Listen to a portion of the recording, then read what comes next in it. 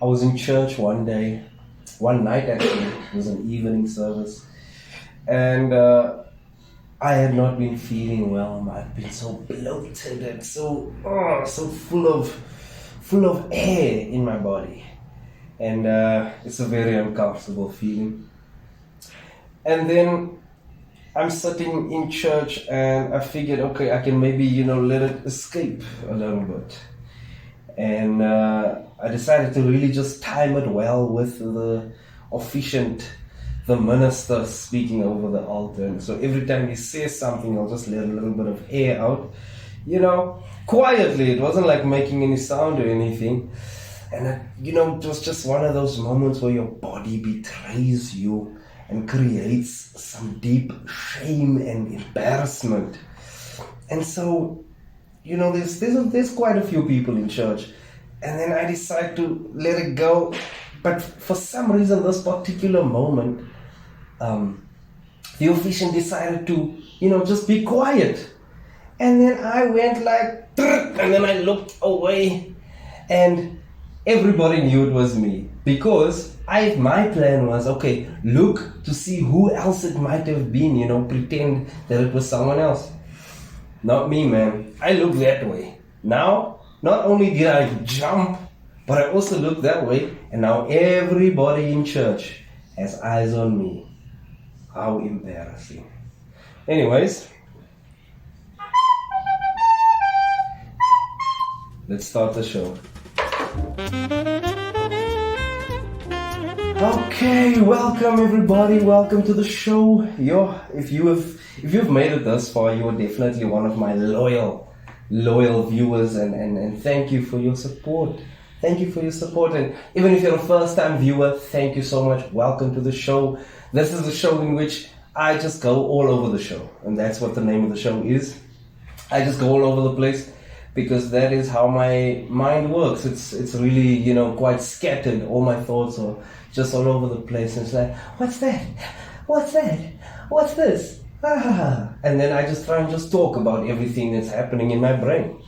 I've been trying to organize my brain a bit more, but, that's quite a challenge, especially since there's constantly new thoughts running into your mind, But I do enjoy stimulation, just being stimulated. And that's why I think even in school, some subjects were super boring and some subjects were super interesting, simply because some were stimulating and others were not. And it's interesting because what is it that interests us? What is it that causes us to be interested in something? For some reason, we don't all find the same things interesting. There are overlaps for sure, and that's where most people's attention might be focused, A popular, and that's how things become popular, a popular song that comes out, a piece of music, a series or a movie where everybody wants to watch, everybody enjoys it.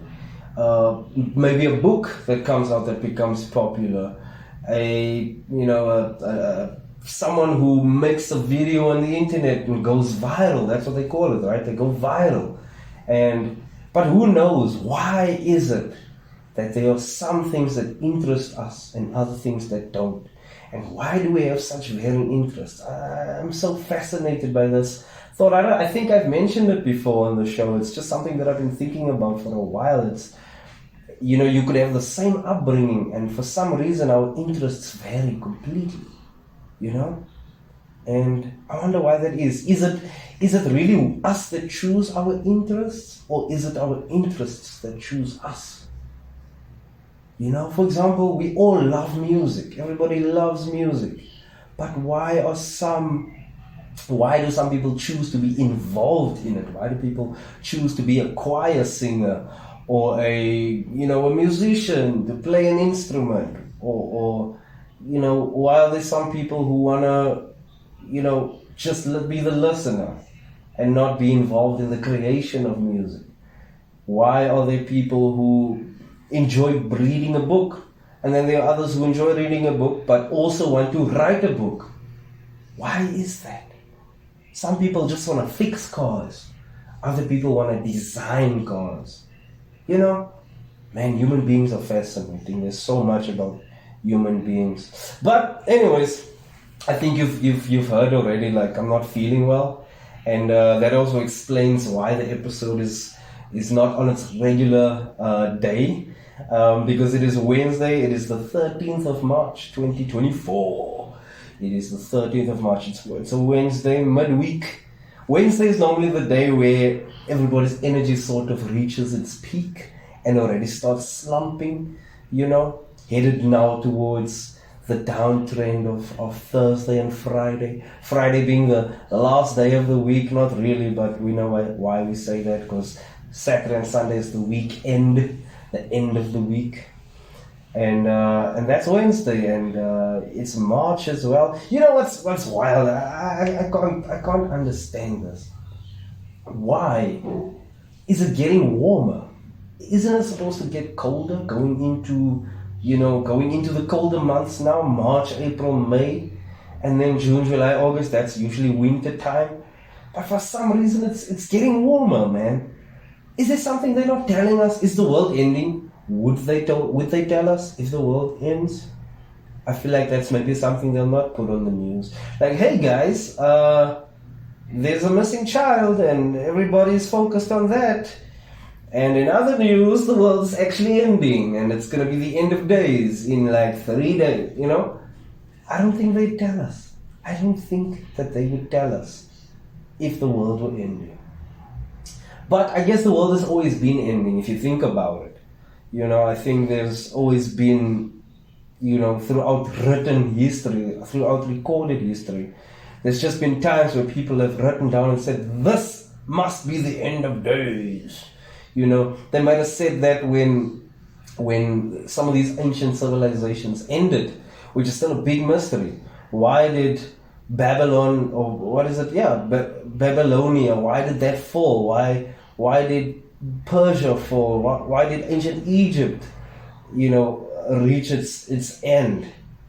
Why did the ancient Mesopotamians in Mexico, the Mayans and the Aztecs and the Incas, why did that suddenly, who knows? Who knows why that ended? I saw an interesting theory about that, and it was that there was a war going on throughout the world in those days, and it was the reason why it ended is because the war had just depleted everybody's existence, and everybody just went back to revert back to a simpler existence, to become hunter-gatherers once more. And then we've ended up to the point where we have now a new technological revolution, namely the Industrial Revolution, and things have happened since then, and something. And we're here now in 2024. So who knows? Maybe that is the case. Maybe the world is ending. Maybe it's always been ending. Maybe it's ended a few times since then. And who knows what that could be like? Maybe this current end of age. Maybe it's not now. I could just be exaggerating. Goodness, it's just hot. It's just hot. And as you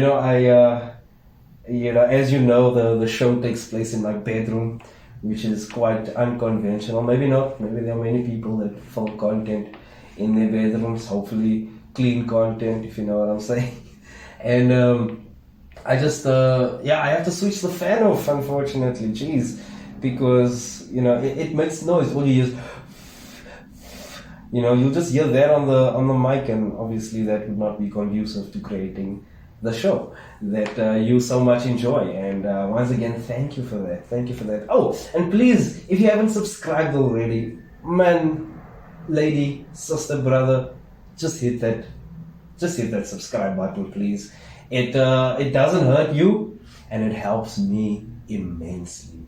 The plan for the show is just to continue to have it grow into something, to grow this into a serious production where we'll have, staff on hand in a real studio, and, guests can be invited finally. And that's part of the goals that I have, and your assistance is vital in making this happen. Your assistance is absolutely crucial. So if you haven't already, please do subscribe. And you don't have to listen to the whole thing. You could just play it and carry on with your life. But yeah, it would be nice just to have your engagement. Just it doesn't matter what that may be. Okay, so as you've heard now, you can hear in my voice, I haven't been feeling well. Oh my goodness. And it was so weird, like Sunday morning, mid-service, not before, not after, just right there in the middle, you're listening to the word of God, and then all of a sudden you're like, oh, and then you're like, what's happened, Then your nose fills with mucus. And I'm just like, oh my goodness, I asked my father and sister was sitting next to me and like, do you guys have a tissue? And they're like, no. And I was like, oh man. This is probably why people keep tissues on hand or just a handkerchief or something. But this particular day I did not have a handkerchief on me. And I was just like, oh my word, what's happening? And then I start snuffing the whole service, the rest of the service, I'm just... even just a achoo, just a sneeze so now and then. Oh my goodness. And then I was like, wow, what is going on? And then, not just that, like it's just for some reason, just on the left side of me, And it goes, and then you feel like this sort of irritation just here. And then it goes further up, you feel like this burning sensation, and this pain, and this pain just engulfs this eye area. And then eventually just the side of your face is sore and you're like, oh my word, I am getting sick. And that is what happened. So Sunday I was watching football, on TV, and I was watching it like this. I was like, because, just the pain that's here, and I was video calling with my girlfriend and I'm just like this. Hello, how are you? Just wasn't feeling well at all. And I just had to take medicine, nasal spray and whatever else I needed to take. And then I figured, okay, Sunday I feel like this. Monday I'm going to be okay. Took medicine, got some rest. Monday I'll be fine. And Monday comes and I'm feeling worse. So much worse.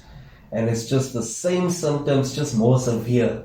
Oh my word, and I decided, okay, I need to take care of myself. I need to do that. In the past I had not been someone who takes good care of themselves. You sort of be in denial about being sick. You still carry on with your regular activities and you are not doing anything that's actually conducive to your health, to your good health, And I know there's a lot of people that do that, and I've decided from 2024 I don't want to be that person. If I'm sick, if I'm not feeling well, I'm not going to force myself to do anything that maybe needs to be done or has to be done because it's going to prolong my illness. And I'm trying to shorten my illness so that I can get to good health and just be at 100% again. You cannot operate optimally if you don't rest.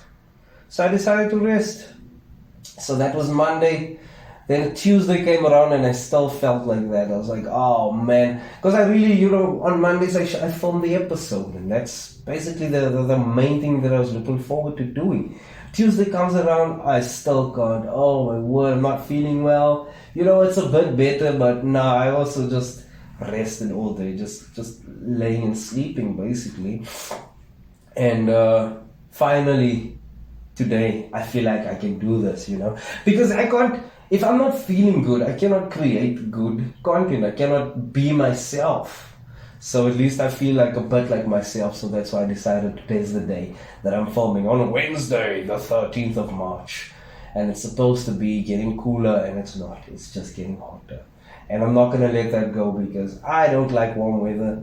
I can't wait for it to be winter again. I hope it snows. Let's just have it cold in here, I take cold showers, I love taking cold showers, and there's this new trend, or not new, but there's this thing that's becoming more popular nowadays, where people are doing like ice bath, like they just drop themselves in an ice bath, and there's now companies that have these machines now that keep the water icy cold, And people just drop themselves in there for a few moments, a minute or 2 or 3 minutes at a certain temperature, maybe 2 degrees, 3 degrees, and that is cold.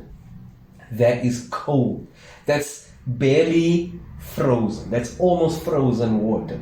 And they put themselves in there, and apparently there's a lot of benefits.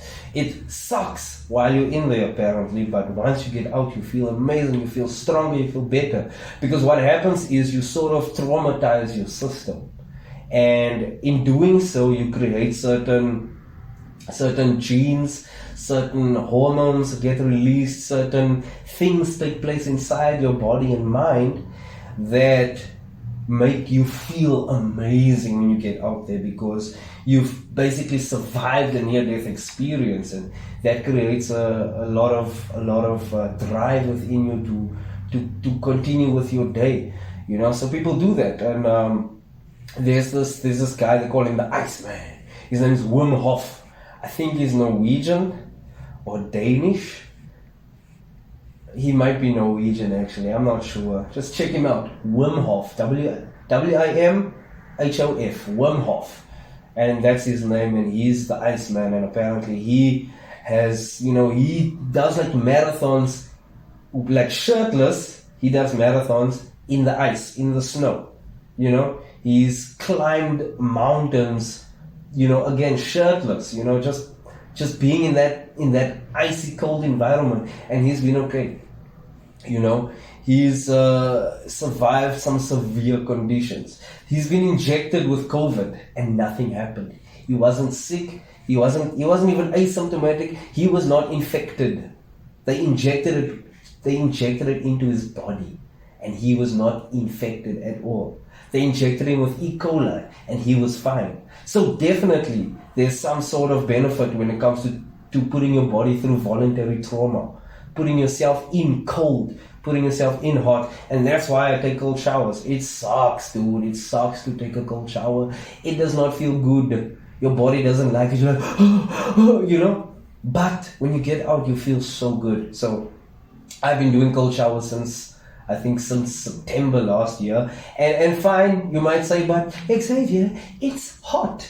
Of course you're going to take a cold shower. It'll be easier to do so. Yes, you're absolutely right. However, I'm committed to still doing it even in cold weather, because people have done it, people do it. So I'm going to keep doing this, and I do believe that there are some physical as well as psychological benefits, and that is why I do it. I think we are too comfortable. We are too comfortable in society.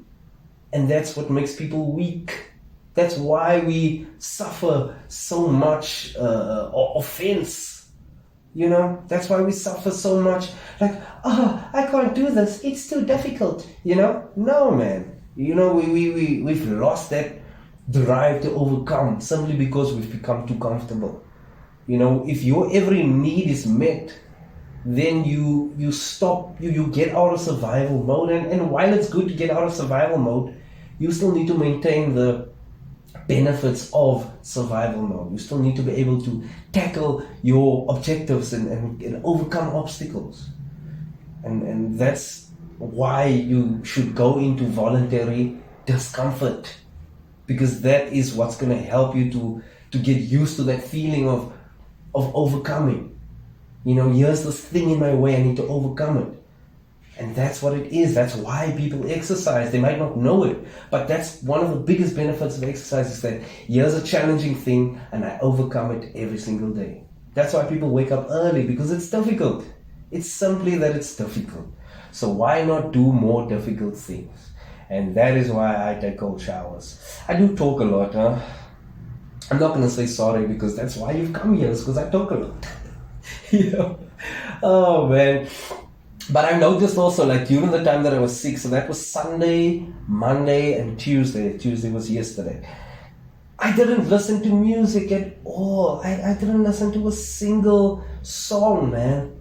And that's not right. I was just laying like, I'm not feeling good. And then just putting on a series or a movie just to not be too bored, laying in my bedridden state. And this morning I listened to music. Oh, and it just gives you so much energy, so much. I should have done that the second I got sick, was listening to music. There's just something about it. There's just some healing factor, some healing power that music has. And it's truly brilliant. It's truly brilliant. It can change your outlook on life in the span of 2 to 3 minutes, however long the piece of music you're listening to is. Maybe from the get-go, maybe it's a song that you've known, and when it comes on, it just gives you that good feeling. Music is beautiful. There's this transference of energy that comes from that puts you in a better state. Recharges your batteries a little bit. And there's a few songs that I select when I'm not feeling myself and I'm not feeling 100%, whether it's physically or emotionally, And but one in particular, and this is really one of the coolest songs that I personally enjoy. It's Just the Two of Us. Just the two of us, And that song is for me very exciting. Just the lyrics itself speaks about, two people together overcoming everything that they are faced with to achieve a goal that they have, a collective goal that they have. What a beautiful song! What beautiful words, And the lead vocal, of course, the one and only, the legendary Bill Withers. The guy that's ain't no sunshine when she's gone. That one, man, Bill Withers. Even what other songs has Bill Withers done? I'm trying to think. Oh, lean on me when you're not strong. I'm not the best singer, and also I'm sick. So if you think that doesn't sound good, don't think about it. And what else? Oh yes, and then okay. So and then of course I think it's Grover Washington Jr. I think that's his name. I might get the first and second name mixed up with Washington, Grover Jr., Grover Washington. I don't know. But the mighty saxophone of Grover Washington Jr., tenor sax, I believe, and that is just beautiful. Apparently, this song is his only Billboard charted song, I think. And then the most exciting part for me is Marcus Miller, the legendary Marcus Miller on bass. And if you don't know who Marcus Miller is, please check him out. If you're interested in the bass guitar, or if you're just interested in music in general, please do yourself a favor, go check out who Marcus Miller is. Marcus Miller was the guy that played the bass on The Close I Get to You by Luther Vandross and Beyonce. That spicy one? He played the bass on that one. He played the bass on what's that song of Luther Vandross?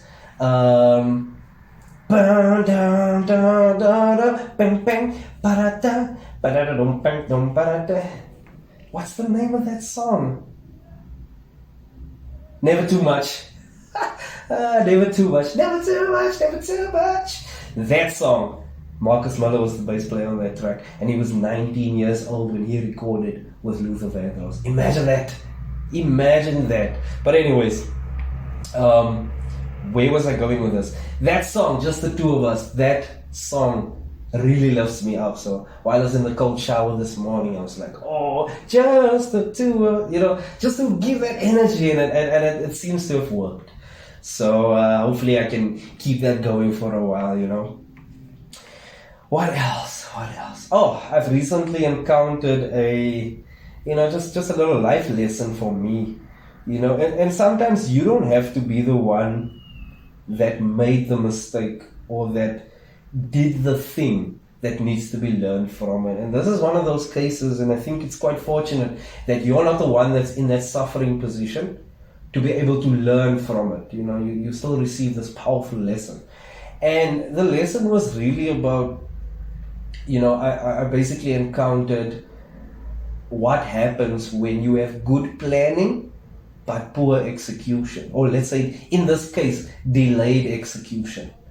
I'm involved in various musical projects, and this particular one was exciting from the beginning, and it was planned out perfectly. 10 weeks of rehearsals were planned, and the program, the items that were going to be presented was also set out during that time. And unfortunately, due to the execution not being there, the execution, let's just to put it nicely, the execution took place 7 weeks after the original planning was done, or 7 weeks after the original execution was supposed to take place.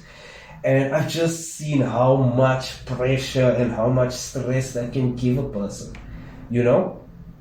And so for me, like what I took from that experience, or that person's experience rather, was that fine, it's one thing to have a good plan, but you need to execute it when it's time to execute it. You cannot wait, you cannot delay, because if you do, you will find yourself in hell. And as I said in the previous episode, hell is something that you can create for yourself on earth. You don't have to wait until the time comes for you to be in hell. It happens. It happens. And I believe that 80% of our struggles, 80% of the issues that we face, 80% of the stress and the suffering that we endure comes from us. We created ourselves simply because we make decisions we know to be foolish. We take decisions we know to bite us. We know, oh, this thing is definitely going to bite me in the future. You know? So what I'm trying to do is, to take from that is, okay, make decisions. Like the first thing is, make decisions now that will benefit you in the future. Avoid things that if you do them now, or if you decide on something now that you know will end up badly later, rather avoid that. You know, I think it's better to sacrifice the present for a better future than to sacrifice your future for something that's nice now, something that's easy now, something that's convenient now. I think that if you live life that way, you're just gratifying every whim of yours, then there's no future. Then there's no future for you. And you can see that in people who have this illness of addiction, and I do think that it's an illness. I think that addiction should stop being treated as a crime, or as a crime of society. You know, no matter what the addiction is, it's simply an illness. It's an illness that needs to be treated medically. You know? But anyways, in the case of people who are addicted, they've completely gotten rid of their delay of gratification. They have just got instant gratification all the time. And what that does is it shortens their lives. People who are addicted to alcohol or drugs, it shortens your life. You know, people who are addicted to gambling, it ruins your life. You've sacrificed the present. You've sacrificed the future so that you can have an enjoyable present. And I don't think that that's worth it at all. You know, so that's the first thing when it comes to not executing a plan. You know, that's the first thing that I've learned, is that you need to choose for the better future, not choose for the convenient present. You know, the other thing is that you avoid all that stress. You really avoid all that stress. But yeah, enough about that. That's just a life lesson that I've learned, is that execute the plan. That's all that it is. Execute the plan. It's easy to plan. Maybe it's not easy to plan. But once the plan is done, just execute. Do not give it another thought. Because if you do, you're going to waste time. You're going to end up in a very stressed position. All right. Forgive me if I'm sweating. I've had to close the window. The fan is off, as I said. And I don't know. The temperature is getting outrageous. But anyways. Yeah, I don't know what's happening. I really think the world might be ending. The world might be ending. But anyways. So I was in the mall the other day. And I don't know who does this. But if you do this, if you're one of those people, please never do this. You know, like how there's a family of, 15, these huge families, or this huge group that comes together. They at the mall doing shopping, they are walking next to each other, The way that we walk in the mall is only so wide. Now, all 15 of you are walking alongside each other. Why? Why would you do that? Why must you do that? Just walk behind each other. Just group up into smaller groups, man. Now, you guys aren't even talking to each other, so why bother walking next to each other? Goodness! Now, I must be the rude one that says, excuse me, And you know what's wild? These people do not walk fast either. Now, I'm a fast walker. And that might be that I'm a shorter person, so every person I walk with is taller than me. They walk normally, and then I have to walk fast to catch up with them. But I'm accustomed to walking fast. And these people, if they walked any slower, they would be walking backwards. That's these people. And I was just like, what's happening, And obviously you can't be a rude person, You have to just be polite. So I just have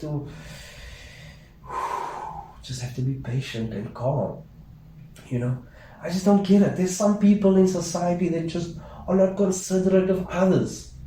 Now you guys are walking this way, not considering any other person in the mall that maybe would like to get to a place in a certain amount of time, Just maybe this person's late, maybe this person has other things to do, maybe this person is on their way to something important and you are in the way, literally in the way. Wow. But yeah, that's just human beings, There are some who are nice and kind and who are considerate and who are helpful, and there are others who do not care and would rather serve themselves rather than serve others. Oh, I'm getting so hot. If there's anyone who would like to sponsor me, you guys are welcome to sponsor me with an ice bath. I think I'd throw myself in there, even film a whole episode in there. That would be cool, wouldn't it? But anyways, last time on Dragon Ball Z. I remember Dragon Ball Z. Remember that? Remember that show? Oh man.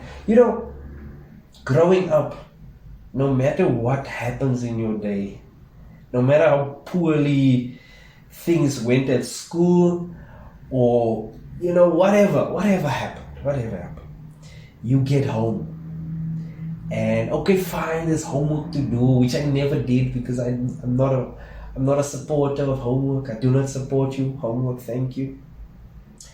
And then 5 o'clock comes around. Now you're playing with your friends outside for sure, and when 5 o'clock strikes, we are all home. And we tune into SABC 2, 5 o'clock during the week. And there's only one thing we want to watch, and that is Dragon Ball Z. Ooh. And every episode was so action-packed. It was so fun. And that's probably, I think Goku is probably the original workout motivator, because after that, us as kids, we you'd go red in the face just to try and power up. And then you'd be like, look at this guy's muscles. I also want muscles like that. So you do push-ups, and Goku does 10,000 push-ups, and you try, but you can't do it 10,000 push-ups because you're not Goku. You are not Goku. Oh man, Dragon Ball Z. And it was so sad. Recently, the creator of Dragon Ball Z, Akira Toriyama. And that's how they say it in Japanese. Anyways, he passed away recently, sadly.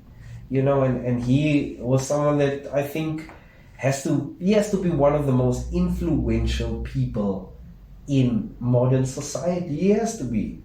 Because he gave us this creation of his. He shared it with the world. And it's something that we still sit with today. We still think about today. He gave us Goku, this person who was like, I just want to fight people who are better than me, because if I beat them, I'm better. That's just his whole thing was just about self-improvement, man, and that was Goku. He just wanted to be better. He was someone who set a goal for himself to be the strongest fighter in the universe, and that's what it taught us as kids, is that you need to set a goal for yourself, and you need to be single-minded about it. And you're not going to stop until you get it. Even if it kills you. Because at times, Goku did die. He died. He was killed in battle. And then there was one time he wasn't killed in battle, but that's another story. But anyway, so every time he finds a stronger enemy, he doesn't cower. He doesn't waver. He doesn't back down. He's like, let's fight. You're stronger than me? Let's fight. You know? Oh, what an inspiration that was. And that's what Akira Toriyama brought us. He brought us this amazing character that we could all somehow find a way to relate to. And that's beautiful. And to this day, we still want to be Goku. We still want to... I'll bet you that's why a lot of guys dye their hair blonde so now and then. They just want to feel extra strong, you know. They just want to feel that they're going Super Saiyan, you know. But it was awesome, man. It was awesome. And that's why you should never, if you have kids, never put them down in any sort of way when it comes to them being creative, when it comes to them just living in this imaginary world. If they are imagining and they are this and they are that, never put that down. Encourage that. I said this before. Artists, people who are involved in creative expression, those people are just as important in our society as doctors, as lawyers, as teachers. Those people are just as important. The people who help shape us, you know, in our formative years, are those people who provide creative expression. The people who come up with wild characters like Goku and the Saiyans and Vegeta and, you know, going Super Saiyan, man. That's someone who was never put down. That was someone who was encouraged for his creativity. You know, all the time. Like, I think kids suffer the most simply because parents are so lazy. They don't wanna have to deal with it. They're just like, sit down, stop doing that, stop. You know, even if the child is not doing anything harmful or dangerous, the child must just sit still and do nothing, man. How is that encouraging anybody's creativity? So if you do have kids, please encourage them. Always give them more. Let them be that which they see in their heads. Because that might be someone who's going to help change people's lives one day. Like Akira Toriyama, the creator of Dragon Ball Z, and Goku, and Gohan, and Piccolo, and Vegeta, and Majin Buu, and Frieza. Oh my word! Come on, man. Come on. You know, you might see it as entertainment, but any work of fiction is so much deeper than just the work itself. You know? And, you know, that's just the beauty of words, right? Creative expression in the form of words. Because it's all there, isn't it? Everything is words. Everything is words, and that's why it's so incredible that a lot of the things that we value come from books. The written word is the most powerful thing that we encounter on a daily basis that we don't even think about. It's so powerful. You know, the written history is there, right? Written history is there because that is the only way we can know what happened in the past. That is the only way we can know what happened in the past, man. It's incredible, isn't it? It honestly blows my mind when people say, oh, I don't read. Why don't you read? You were taught to read. Why don't you read, man? You know, I just think everyone can benefit from just opening a book now and then. You know, who knows what inspiration might be given to you through the reading of a book. Just any book, you know. You know, even in the Bible, which is also an amazing inspirational work. Even in the Bible, the word is put there as everything. It's the word. It says, in the beginning, there was the word. And the word became flesh and dwelt among us. So now this most important figure to us, Jesus Christ, is being the the picture of him is being painted as the Word. The Word. And what does the Word represent? It represents creativity. So it says, in the beginning, there was the Word. And this was the same Word that in the beginning, in the actual beginning of the Bible, in Genesis 1, in the beginning, God was there. And so that is the creative force, the creative spirit. And that's why it's so important.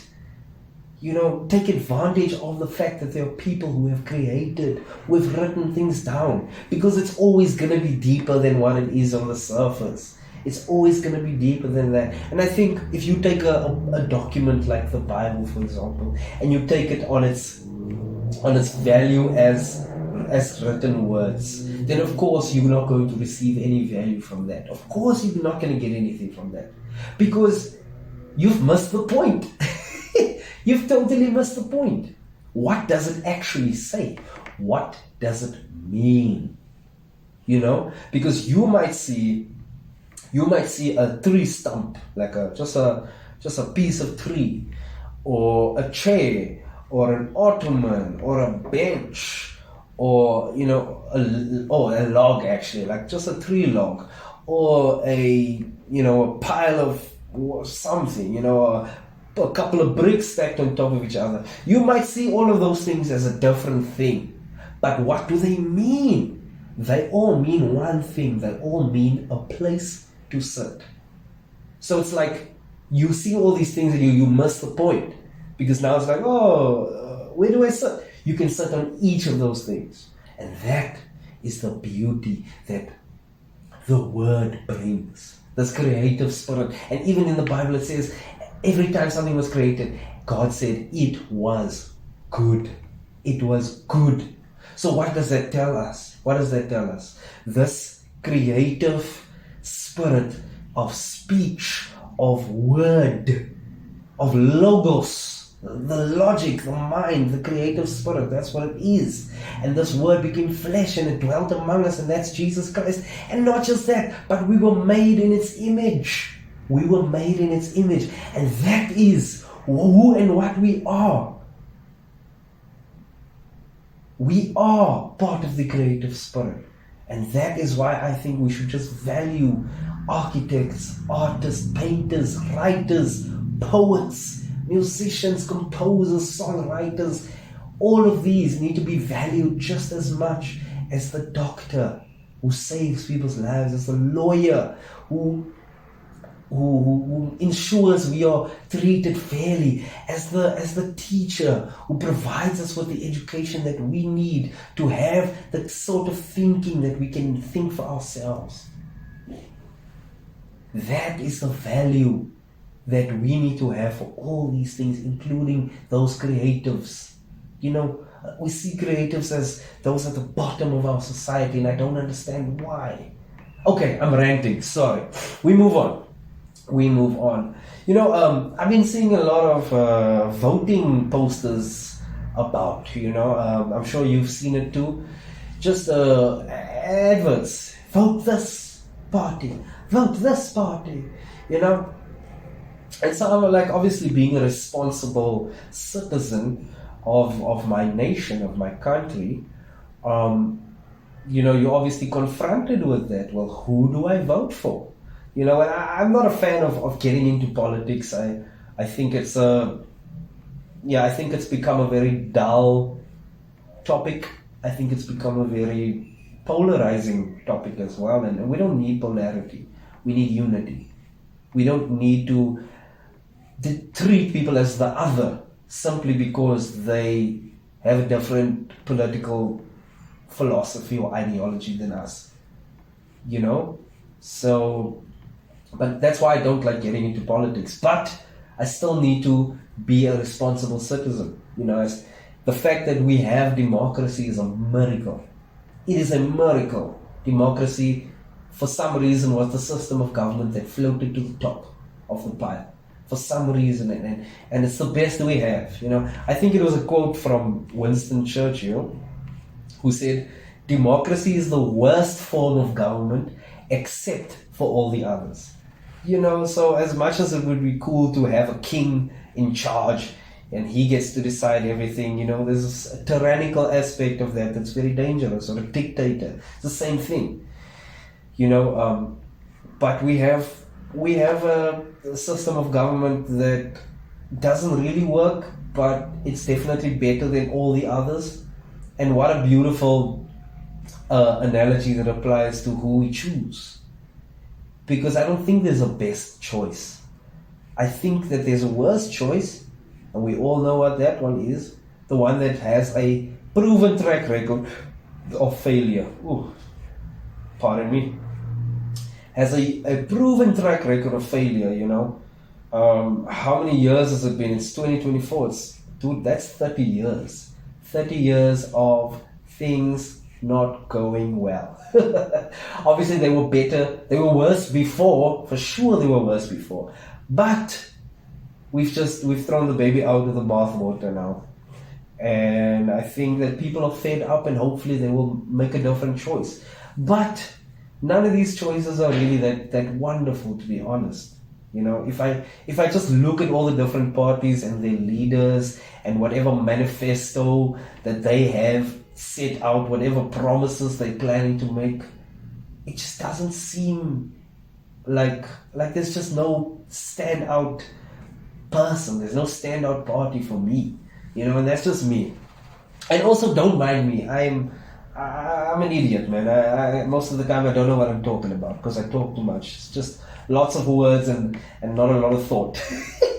But this is how I think, talking through stuff. So I guess it's something that I've been wrestling with is like, who do you choose, man? And I'm going to be wrestling with this for a while, and up until it's time to vote. Because it's clear to me that the current situation is not ideal. The current holders of government office, we don't want them. But do we deal with the evil that we know and not the evil that we might not know? Because here's the thing. Everybody wants power. Everybody wants power. But I think we should be careful of those who want power. They will manipulate. They will lie. They will cheat. They will steal. They will kill so that they can come out on top. Be careful of those who want to be in power. I'm telling you now. There are people being taken advantage of, right? Events being taken advantage of just to paint certain leaders, certain parties in a good light because it's time to vote. Because people are thinking who to vote for. They're sitting in my position thinking, man, who do I vote for? Oh, these people are doing good. Let me just vote for them. Because it's too much of a complicated process to really vet each party and be like, you know what? I've looked at everyone and I've decided this is the best one, And I think everybody knows that even if you do that, you're still not going to sit with a standout party, man. I guess for me, it's like there's just a lot of issues when it comes to that. When it comes to the different ideologies that are represented by these different parties, And it's definitely awesome that we have so many choices. I think that's wonderful. I do think that's wonderful. But it just sucks that none of these choices are a good one. I think there are people that I have listened to, on a podcast or in an interview or whatever, listen to them speak and the way that they speak, and it's like, man, wouldn't it be cool if this person became the president? There's this guy, he's a businessman, an entrepreneur, a public speaker. Oh man, he has to be one of the smartest people I've ever come across, on social media. From South Africa, his name is Vusi Tembakwayo, and he is the thing is, you don't become as successful as he is without being a really smart person, And he has the mindset that I think this country needs. He is the kind of leader that I would vote for. Unfortunately, he does not want to be the president. He does not want that power, you know? And it's like, it kind of sucks because like that's the person you want to choose, you know? For me, that's who I want. I think all these other leaders are frauds. I truly believe so. I truly believe that some of the most popular choices that I've heard from, you know, obviously I speak to people about this.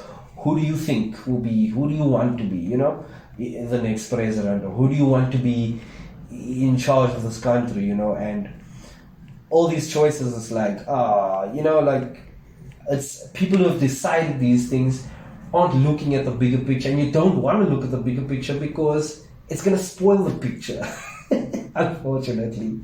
And that's why I'm saying, like, I think we should vote for people, or we should be able to put people in charge who do not want to be in charge, because I think those people are probably going to do the best job. Someone with no agenda is going to serve the people, truly serve the people. But all these other parties, they make promises to certain people who will help them get into that position. And once they're in that position, they will fulfill their promises to the people who help them. But what about you and me? What about the ordinary citizen? Are we going to get that simply because we voted for that person? Do you think you're going to receive that benefit? Do you really think things are going to change? Do you think load shedding will end? Do you think the economy is going to recover? I don't think so. I don't think so. Because it's bad enough. And here's the thing. Power corrupts. That's what it is. It's a dirty game. Politics is a dirty game. So I understand why the ideal candidates that we have in mind might not be the people who want to be in charge, because they understand, they already know that that level of power has the ability to corrupt you completely. Absolute power corrupts, absolutely. I don't know who said that, but it's a quote that is really ringing in my head right now. So yeah, who do you vote for, man? I hope that if your choice is made, that good for you, man. But I'm torturing myself about this because it's like, do I contribute? Is it going to contribute to the success or failure of this country? Because maybe the people that come in are going to think they know everything, and then not know anything because they have no experience running a country, and then it all falls apart because it's already on the brink of falling apart, man. Or what if it's someone you put in charge and that person just becomes a totalitarian dictator? And we know who we're talking about on that. I don't want to name names because I don't want the attention of this show to be brought on that, because I'm not into politics. I don't think it's a good thing to talk about. So I'm not interested in the attention that talking about politics brings, because that is exactly what these leaders do. They do things, especially now.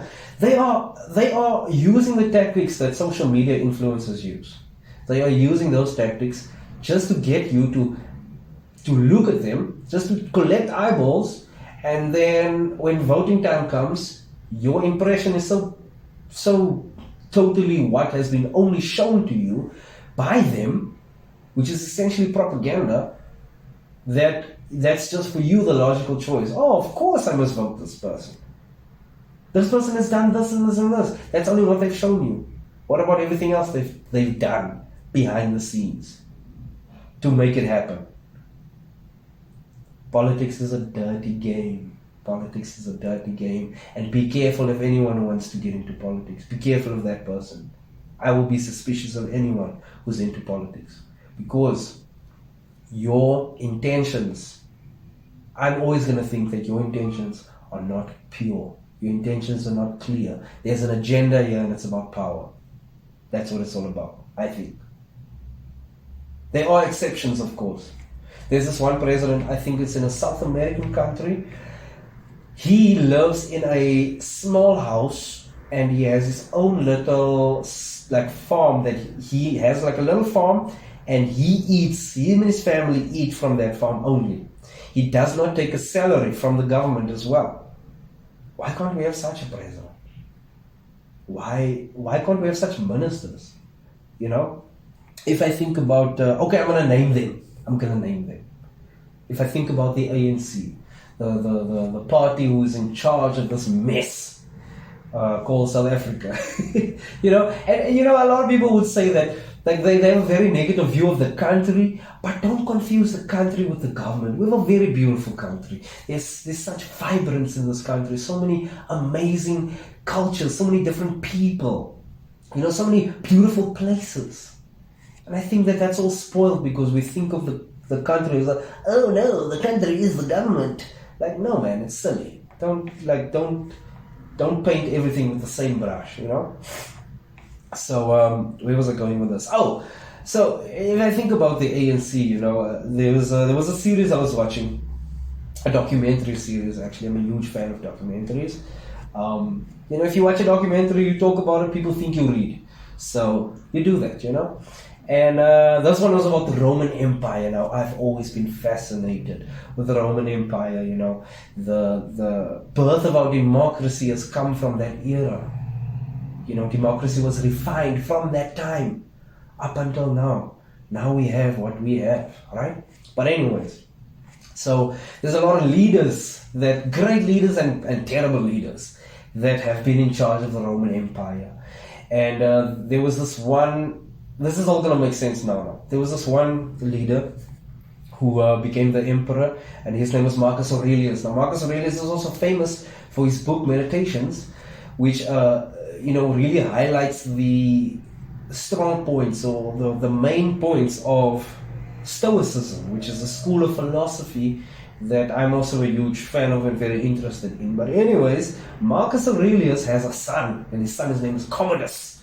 And Commodus and Marcus Aurelius had, I think, a 6-year period where they were co-rulers of the empire.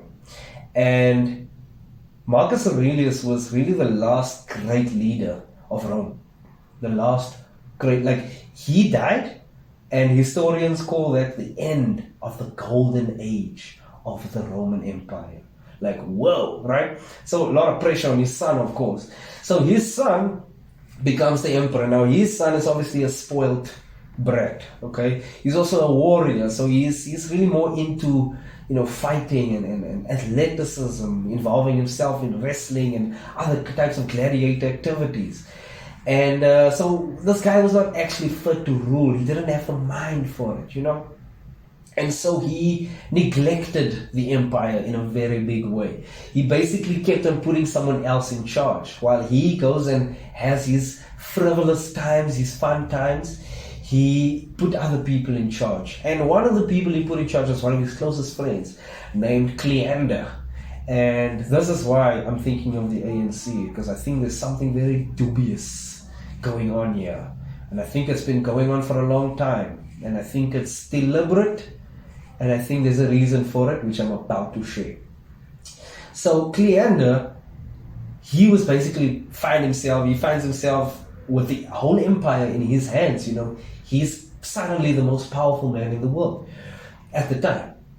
And then he starts scheming. It's like, how can I become the emperor? How can I paint the emperor in such a bad light that people would rather look to me for leadership and not to him? So what he does is he decides, okay, I'm going to collect food. And he did. He collected so much food. Like, he basically has a business that collects food. That's the one thing he did. It's one of the setups that he had for his plan. The other setup, I'm going to collect money from people in exchange for putting them in good positions of power. And that's what he did. He basically took bribes. And that's kind of what our government does right now.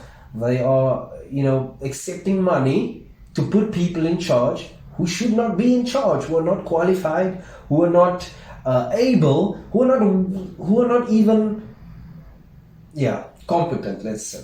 These people not even planning on doing the job, just reaping the benefits thereof, right? So we know how that story goes. So he did that, okay, Cleander, aka the ANC. He did that, and then he becomes super wealthy. He buys up a lot of the food, right?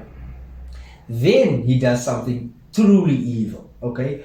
He basically cuts off the food supply of the empire, especially the city of Rome. He cuts off this food supply in many different places. And this creates a demand, because anyone who's into, the market or finances or the economy, the price of things go up when supply is high, or rather when supply is low and demand is high. So supply isn't actually low. He's just created the impression that it is, because he has all the food. All the food that is cut off from entering into the empire, he's collected that. And what that's done is it's created this huge demand and supply gap, right?